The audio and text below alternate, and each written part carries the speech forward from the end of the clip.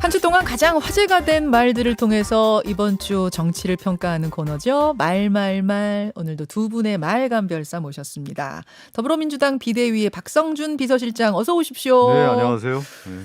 짝꿍 어디 가셨어요? 짝꿍. 저도 깜짝 놀랐네요. 김은혜 의원이 많으셔서 아무래도 뭐 그 인수위 대변이라면 워낙 바쁘겠죠, 뭐. 네. 국민의힘의 김은혜 의원은 이제 당선인 대변인이 되시면서 지금 이 시간에 아마 브리핑 중이실 거예요. 매일 요 시간쯤 브리핑 하시더라고요. 그래서 일단 그거 하라고 놔드렸고 대신 스페셜 게스트를 오늘 모셨습니다. 경기도 포천에서 3선을 하고 한국당의 개혁을 주문하면서 불출마를 선언하셨던 그분. 국민의힘 김영우 전 의원 어서 오십시오. 네, 안녕하세요. 네. 조금 전에 그 네. 화면 유튜브 화면에 나간 그 사진. 예. 털이 이렇게 털 기르셨을 때 그 사진 보셨어요? 예, 예. 그때가 언제예요? 그때 제가 이제 불출마 선언하고 막 그랬을 때 그쵸? 겁니다. 그때 사진이죠? 예, 예, 예. 그때 완전 자연인의 모습이 되셨을 때. 예, 지금도 자연인이죠. 저도 예전에 기억나는데 사실은 네. 우리 선배님이 그 불출마했을 때 대단한 용기였거든요. 엄청났죠. 왜 그러냐면 그 지역에 출마하면 당선되는데 불출마라는 용기를 했다라는 걸 볼 때 하여튼 뭐 존경스럽습니다. 아유, 뭐 존경받을 일은 아닌 것 같습니다. 굉장히 지금 오랜만에 이 얘기하니까 쑥스러워하시면서. 그러니까 또 바쁜 김은혜 의원 대신해서 이렇게 나올 수 있고 좋습니다. 자, 오랜만에 만나는 김영우 전 의원과 박성준 의원이 함께하는 오늘 말말말. 본론 들어가기 전에요. 지금 청와대 집무실 이전 문제가 뜨겁습니다. 네. 요거 어떻게들 생각하시는가? 우선 민주당 박성준 의원님. 일단은 전체적인 흐름을 볼 때 그 윤석열 당선인 캠프 뭐 인수위라고 할까요? 네네. 이제 애니심반 묻 문재인 대통령의 모든 것을 이제 부인하는 정책으로 좀 가고 있다라는 생각이 좀 드는데 결정적으로 뭐냐면 문재인 대통령이 이제 광화문 시대를 열겠다고 했는데 이번에 이제 윤석열 후보가 출마하면서 광화문 시대를 열겠다고 했는데 이건 이미 경호, 뭐 보안 여러 가지 문제, 교통 문제로 안 된다고 했는데 갑자기 이제 용산으로 좀 가겠다라고 하는 것들을 내놓고 있지 않습니까? 이건 보면 옛날 조선 시대로 얘기하면은 왕궁 이전 자체가 수도 이전인 거예요. 그러면 민이라고 하는 부분, 국민의 총이라고 하는 부분을 모아야 되는 과정이 필요한 건데 천도라고 보시는 거예요? 천도까지는 아니고 네. 그 자체가 상당히 큰 역사적 의미가 있는 것이죠. 예. 그러면 이거를 어떤 의미를 갖고 있어야 되냐면 예. 정치, 군사, 경제, 문화, 사상 이러한 시대적 요구를 국민들이 어떻게 받아들인지를 따지고 첫 번째 가장 중요한 것 중에 하나가 뭐냐면 군사 안보 아니겠습니까? 지금 용산에 국방부가 있는데 그 국방부라고 하는 것이 결국은 군사 안보 정책, 국방 정책을 총괄하는 곳인데 이걸 이전한다고 했을 경우에 네. 그러면 이전 계획이 나와야 되는 것이죠 이미. 그래서 우리나라 국방 정책, 군사 안보 정책이 이렇게 되고 국민의 생명과 재산을 이렇게 보호하겠다라고 하는 것이 나와야 되는 건데 그러한 것도 전체적인 밑그림도 없는 상태에서 단순하게 용산으로 가겠다라고 하는 것은 지금 느낌이 너무 서두르는 거 아니냐 서두르는 이런 느낌이 든다. 생각이 좀 지울 수가 없습니다. 자, 국민의힘 의원들은 조금 의견들이 분분한 느낌을 제가 받았어요. 저희가 이제 요 문제 관련해서는 취재를 여러 의원들과 하는데 하나로 딱 모아진 느낌은 아니었거든요. 김영우 전 의원은 어떤 생각이신가 궁금합니다. 복잡합니다. 근데 제가 말씀드리고 싶은 것은 지금은 뭐 사실 조선 시대가 아니죠. 네네. 예, 그렇기 때문에 이건 뭐 왕궁이라든지 천도를 비교하는 거는 조금 아닌 것 같고 그 문재인 대통령이 광화문 시대를 열겠다라고 했는데 그게 잘 안 됐죠. 뭐 여러 가지 이유가 있었겠죠. 근데 이번에 이제 청와대에서 나오겠다고 하는 것은 대통령이 참모진과의 소통도 그렇고 국민과의 소통도 그렇고 여태까지 청와대 대통령이 가지고 있었던 그 불통의 이미지 네.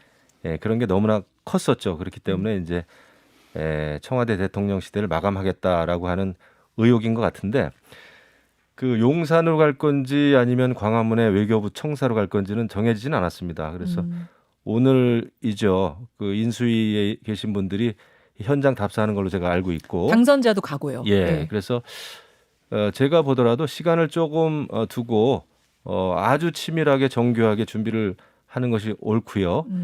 그런데 이제 안보와 관련해서 말씀들을 많이 하시는데 저도 이제 국방위원장을 했고요. 위원장 출신이시죠? 예, 여러 가지 작전 관계는 이제 그 옆에 있는 합참이라든지 합참의 지하 벙커라든지 이런 데서 다 하고 있습니다. 근데 문제는 국방부의 직원들도 물론 굉장히 중요하죠. 그래서 그 많은 직원들이 일할 수 있는 그 공간, 이전 그 계획 이런 게 잘 세워졌으면 좋겠다 하는 말씀을 드립니다. 그러니까 청와대 이전 자체가 제가 조선시대 뭐 천도까지 얘기를 한 이유가 뭐냐면 그만큼 중요한 사안이라는 거예요. 그러면 윤석열 후보가 소통을 위해서 청와대 집무실을 이전하겠다고 얘기를 하지 않았습니까? 네. 그러면 이 소통이라고 하는 게 뭡니까?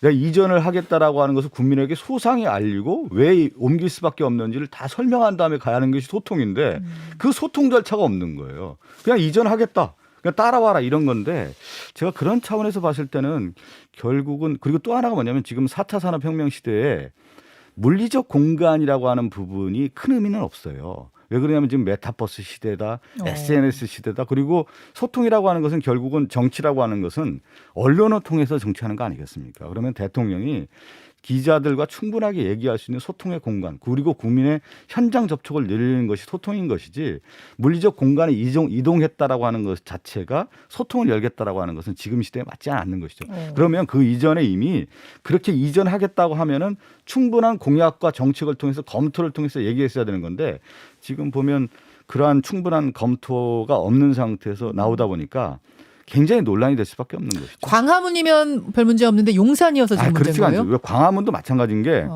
이번에 윤석열 캠프가 공부가 안 됐다라는 거예요. 왜 그러냐면 문재인 후보가 당시 광화문 시대에 열겠다고 했는데 2019년도에 충분한 검토를 했더니 광화문이 어렵다는 거 아니겠습니까? 그래서 안 된다라는 것은 이미 결론이 난 건데 윤석열 캠프에서 광화문 시대에 열겠다라는 공약을 냈다는 건 뭐냐면 이미 공부를 안 했다라는 거예요. 공부를 그러니까 안 했다?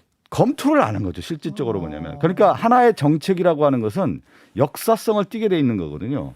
그러면 문재인 대통령도 광화문 시대를 열겠다고 했는데 어려웠기 때문에 못한 거 아니겠습니까? 그거를 충분한 검토를 했으면 그러한 공약에 대한 것이 안 나왔을 거고 그러면 만약에 윤석열 후보가 이전하고 싶다면 다른 정책과 공약을 내세웠어야 되는 것이죠. 그러니까 갑자기 광화문이 안 되니까 대안으로 용산하는데 지금 선거 끝난 지 일주일밖에 되지 않았습니까? 근데 일주일 만에 청와대 집무실을 옮기겠다. 그리고 5월 9일부터는 용산으로 가겠다. 이런 식의 얘기는 너무 국민에게 소통이 아니라 불통의 이미지로 갈 수밖에 없는 것이다. 제가 한 가지만 말씀드리면은 네, 그러는 민주당은 정말 공부가 안 된 거예요. 그러면은 문재인 대통령도 광화문 시대를 열겠다고 불과 5년 전입니다. 5년 전하고 지금하고 4차 산업혁명 그 환경이 그렇게 달라졌나요? 그렇지 않습니다. 그리고 이재명 민주당 대통령 후보도 광화문 대통령 시대를 열겠다고 이야기를 했었어요. 그 이재명 후보가 어느 당의 후보죠? 민주당의 후보입니다. 민주당도 공부를 안 한 거예요. 그렇게 따지면. 그래서 그렇게 윤석열 후보가 뭐 이와 관련해 가지고 공부가 안 됐다라는 거는 상당히 과도한 말씀이고 왜 이런 얘기가 나왔는지 먼저 민주당은 사실은 성찰하고 반성 먼저 해야 되는 거 아닙니까? 왜 광화문 시대 얘기가 나왔죠? 문재인 대통령이 소통 잘 안 하시지 않았습니까? 언론 앞에 잘 나서지 않았잖아요. 참모들 뒤에 숨지 않았습니까? 그렇기 때문에 문재인 대통령에 대해서 굉장히 불통의 이미지가 문재인 대통령은 촛불 전국을 촛불 전국이라고 하는 환경에서 탄생한 소통의 대통령이 되겠구나라고 많은 국민들에게 처음에 사실 이미지를 심어줬단 말이에요. 그리고 청와대로부터 벗어나가지고 광화문 대통령이 되겠다고 그렇게 여러 차례 약속을 했는데 못 지켰습니다. 그 못 지킨 배경과 이유를 국민 앞에 설명한 적이 있나요? 없지 않습니까? 그러면 그게 먼저 왜 못 지켰는지를 말씀을 하셨어야죠. 윤석열 당선인에게 공부가 안 됐다라고 이렇게 이야기하시는 거는 민주당의 의원으로서는 저는 할 얘기는 아니라고 봅니다. 솔직히 말씀드리면. 이건 이제 그 2019년도에 충분하게 검토가 돼서 국민에게 설명했던 문제였고요. 대통령이 설명하셨어요? 2019년도에 다 저는 설명이 못 들어봤습니다. 2019년도에 아마 찾아보시면 다 설명이 됐습니다. 왜 광화문 시대가 안 될 수밖에 없었던 이유가. 집무실 이전이 안 됐다는 이유를 충분히 그런데 이재명 후보는 왜 또 광화문 대통령 얘기를 하고 그랬습니까? 그러니까 잘 들어보십시오. 그러니까 이제 우리나라 이제 청와대 이전에 대한 문제는 역사적으로 계속 있었던 문제 아니겠습니까? 그렇지만 실질적으로 윤석열 후보 자체가 광화문 시대를 열겠다라고 하는 내용 자체가 그 지금에 와서 부인을 하는 거 아니겠습니까? 그러면 충분하게 국민에게 소통하고 왜 그럴 수밖에 없는지를 설명하지 않은 상태에서 용산 이전이라고 하는 카드가 내었을 경우에 국민이 어떻게 납득할 수 있겠습니까? 그런 차원의 얘기를 하는 겁니다. 선거 대선 과정 중에 네. 캠프에서 여러 차례 설명을 했습니다. 왜 청와대 대통령이 안 되는지, 왜 제왕적인 대통령이 문제가 있는지, 왜 대통령의 여태까지 그 불통의 시대가 여태까지 계속 지속돼 왔는지에 대해서 설명은 여러 차례 했어요. 근데 너무 여러 차례 자, 많은 사람들이 하다 보니까 아마 자, 각인이 안 된 것 같은데. 오늘 이 두 분의 토론, 사실은 오늘 이게 본론 토론이 아니었는데도 이렇게 뜨거운 걸 보면서 그렇습니까? 그렇습니다. 본론 아니었어요. 용산으로의 이전 문제가 이 토론이 뜨겁다라는 것은 받아들이기 어렵다는 얘기예요. 이게 조금 더 뜨거워질 분위기다. 좀 그렇죠. 이런 느낌이 네. 조금 드는데 하여튼 보겠습니다. 보고 오늘 또 현장 방문을 인수위가 갔다 와서 결정이 안 또 됐으니까요. 검토 후에 또 평가가 나올 테니까요. 듣고 얘기를 하기로 하고 말말말로 가죠. 말말말로 가겠습니다. 먼저 오늘 스페셜 게스트로 오신 국민의힘 김영우 전 의원이 골라온 말부터 듣죠.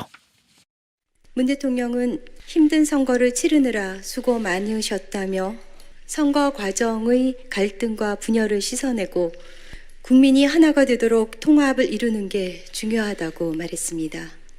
문 대통령은 정치적인 입장이나 정책이 달라도 정부는 연속되는 부분이 많고 대통령 사이의 인수인계 사항도 있으니 조만간 직접 만나서 이야기를 나누자며 새 정부가 공백 없이 국정 운영을 잘 할 수 있도록 지원하겠다고 말했습니다.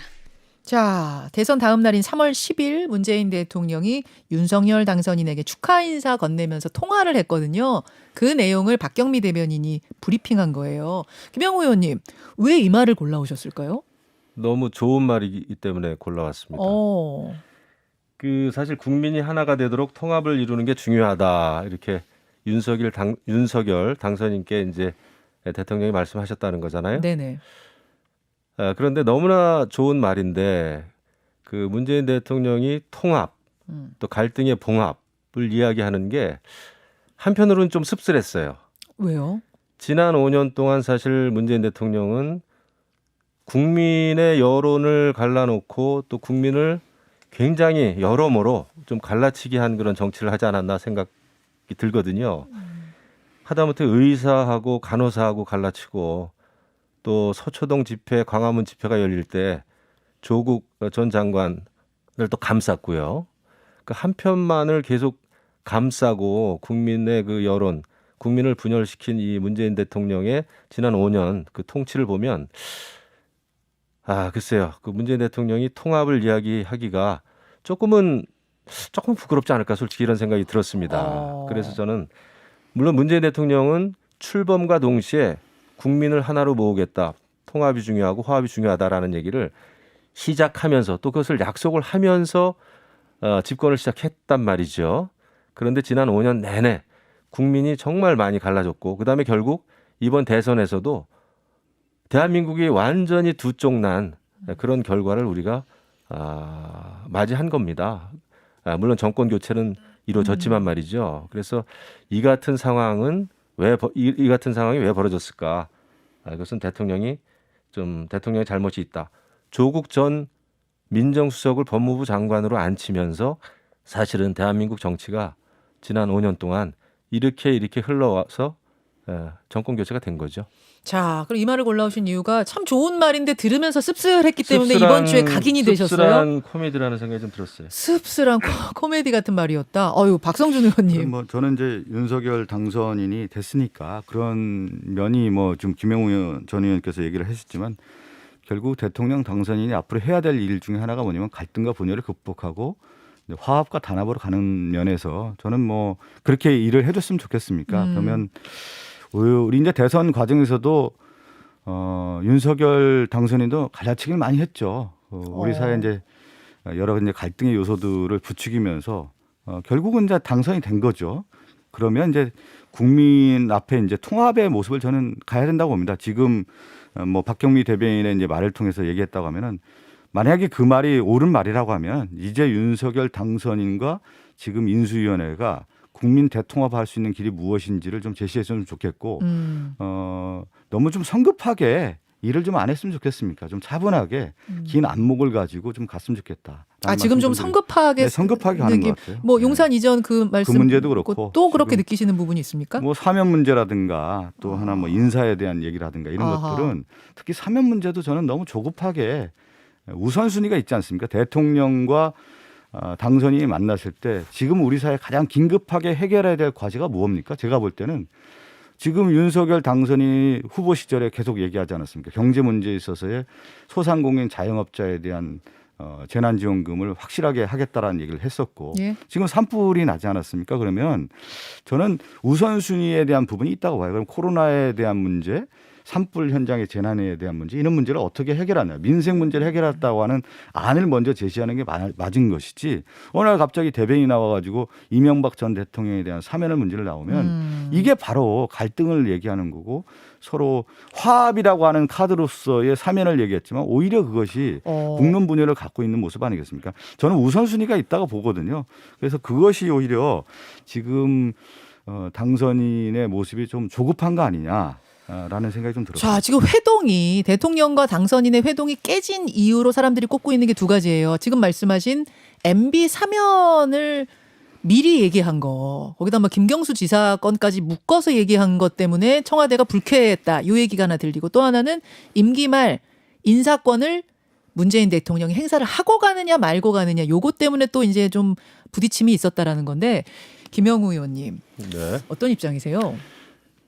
그 이명박 전 대통령 사면 문제는 윤석열 당선인 쪽에서 너무 서두른 게 아니라 이미 너무 늦었습니다. 그러니까 예를 들면 문재인 대통령이 지난해 박근혜 전 대통령 사면할 때 사실은 같이 사면을 했어야 돼요. 근데 지금 민주당 쪽에서는 또 청와대 쪽에서는 박근혜 전 대통령하고 이명박 전 대통령을 굉장히 비교하면서 차이점을 굉장히 강조하면서 이명박 전 대통령에 대한 사면 그 카드를 쓰지 않은 거죠.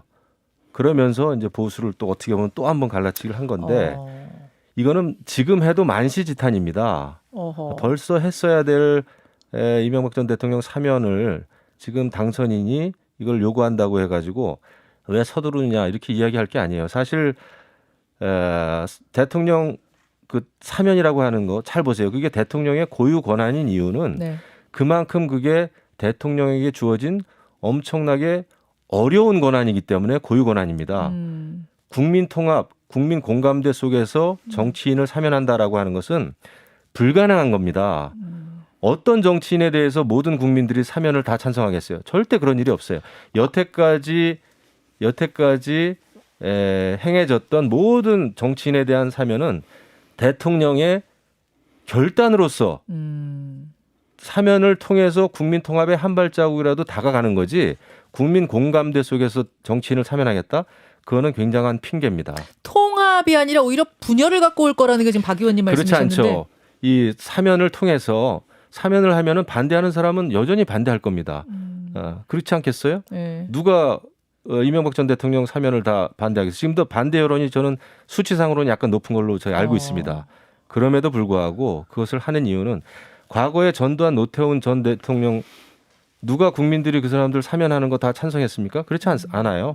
하지만 그때 DJ 당선인은 현직 대통령인 김영삼 대통령에게 사면을 요청했던 겁니다. 그것이 그래도 국민이 하나가 되는 통합으로 가는데 그래도 작은 단초라도 마련할 수 있을까라는 기대 때문에 한 것이거든요. 통합의 효과가 있었다고 보세요? 그럼요. 저는 그것이 전국을 안정시키고 그것이 그래도 전직 대통령에 대한 예우고 그다음에 고령이지 않습니까 지금.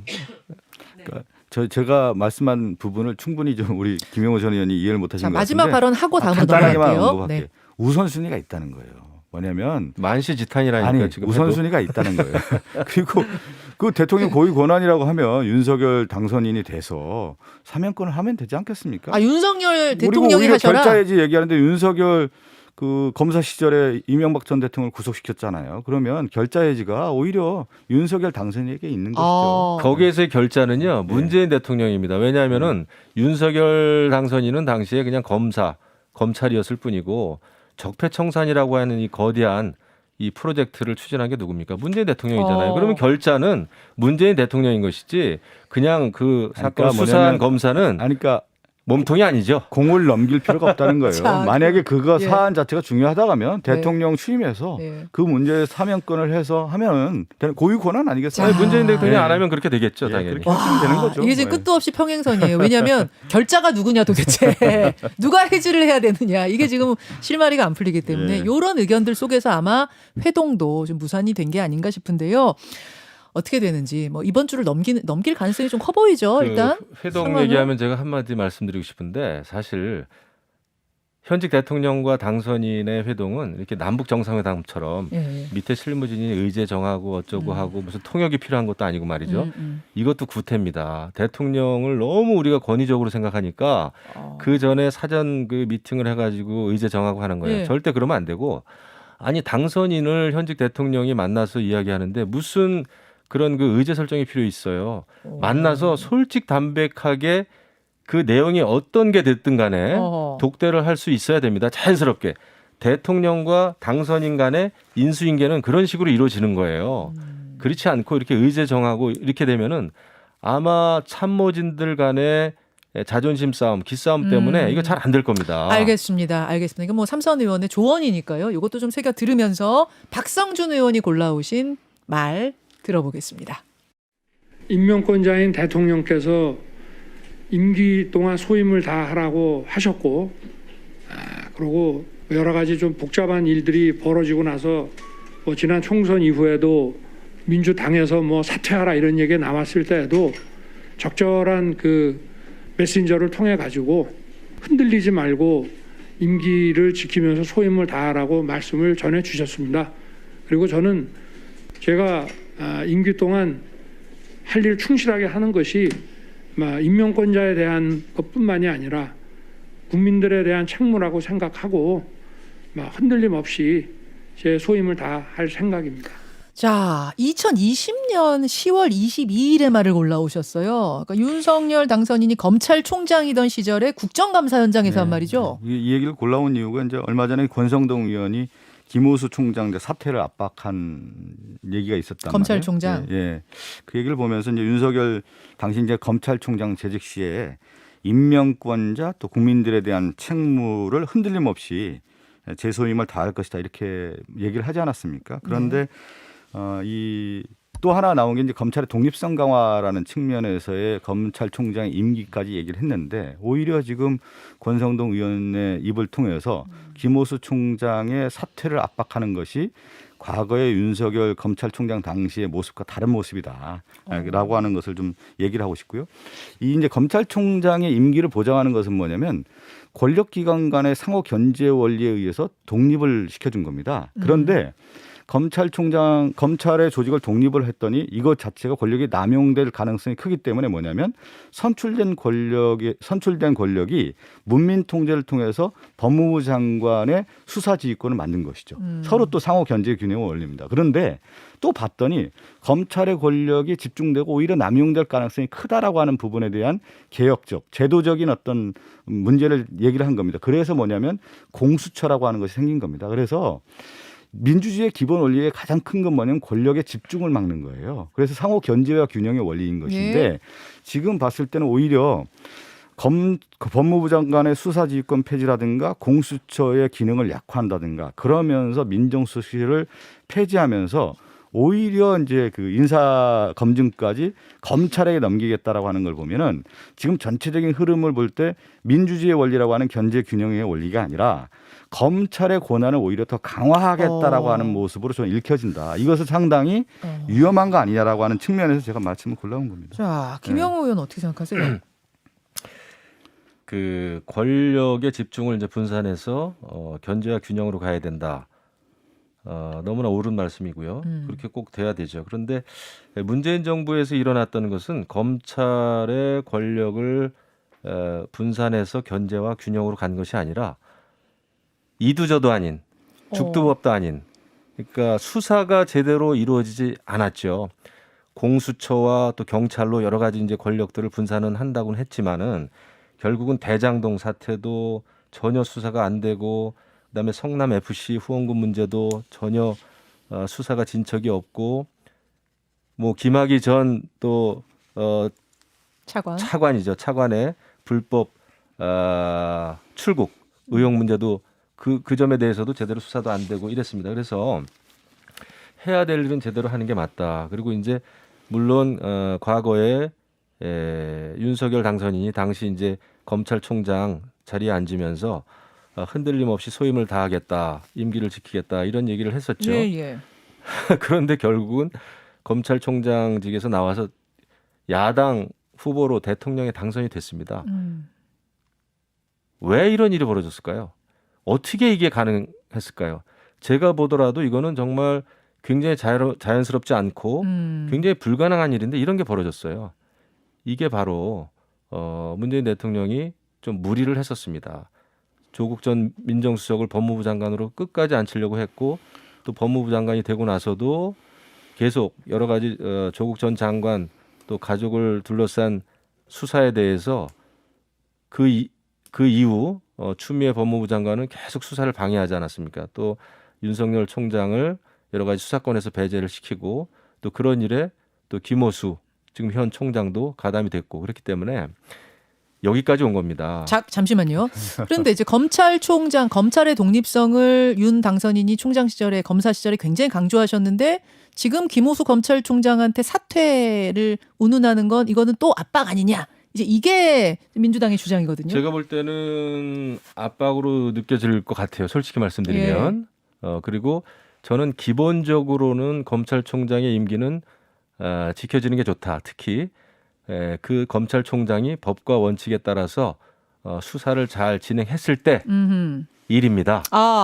그게 전제예요. 잘할 때. 그렇죠. 그러니까 잘할 때 지켜줘야 된다. 임기라고 하는 것은 그때까지 할 수 있는 것이지만은 저는 그 압박이니 외압이니 이걸 떠나서 그 이전에 김호수 총장은 본인이 여러 가지 대장동 의혹도 그렇고 이런 여러 가지 성남 FC 의혹도 그렇고 이런 거에 대해서 본인이 떳떳하게 정말 법과 원칙에 따라서 임무를 다 잘 소임을 다해 왔는지 먼저 생각을 하시기 바랍니다. 그리고 그리고 본인이 스스로 물러나지 않는다면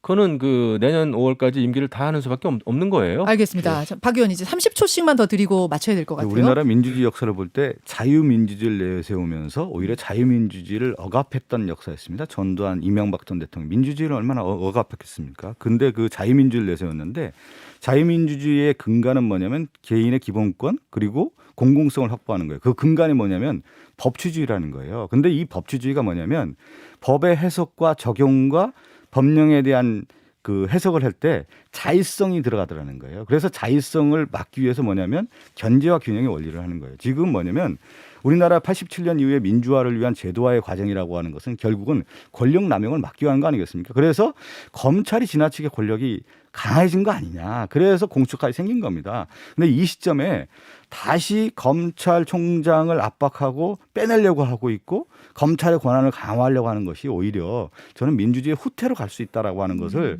이미 역사가 알려주는 거기 때문에 저는 김영우 전 의원님 같은 분들이 이런 민주주의의 그 과정들을 설명해주고 너무 서두르지 않았으면 좋겠다 한마디로. 자, 김 의원님도 30초요. 네, 그 87년 이후에 자유민주주의 체제, 사실 그 자유민주주의 체제를 만들기 위해서 애썼던 많은 그 민주화 운동 세력, 586 세력이었죠. 그 586 세력이 사실 문재인 정부 들어서 상당히 그 퇴락했습니다. 퇴락이 아니라 권력은 잡았지만은 정말 제대로 된 자유와 또 민주주의를 위해서 노력을 했느냐? 오히려 거꾸로 간 측면이 있죠. 여러 가지 시민단체 활동을 할 때도 그랬고 또 정치를 할 때도 그랬고 그거에 대한 역작용이 바로 이번 대선에서 나타난 거죠. 그러니까 민주화 운동 세력이 오히려 그 민주주의 그 과정을 굉장히 아주 피폐하게 만들었다. 거꾸로 갔다. 이런 생각이 듭니다. 그래서 지난주에 이제 우리가 정권이 교체됐습니다마는 앞으로 인수위는 말씀하신 대로 해야 될 일을 잘 조정하고 좀 시간적 여유를 가지고 치밀하게 해야 되겠고요. 그다음에 또 민주당 쪽에서는 뭐 또 여러 가지 지금 이제 비대위 상황에서 어려운 걸로 알고 있는데 앞으로 또 잘 어려운 난관을 헤쳐나가시기 바랍니다. 그리고 네. 결국은 좋은 정치 해야 되지 않겠습니까? 마지막은 덕담으로 이렇게 마무리를 오늘 스페셜 게스트 김영우 전 의원이 마무리해 주셨어요. 두 분 고맙습니다. 네, 감사합니다. 말말말이었습니다. 김현정의 뉴스쇼는 청취자 여러분의 참여로 이루어집니다. 트위터, 페이스북, 레인보우 게시판, 그리고 단문 50원, 장문 100원의 유료 문자 샵 1212, 우물정 1212 통해 참여하실 수 있습니다. 김현정의 뉴스쇼, 여러분과 함께 만듭니다.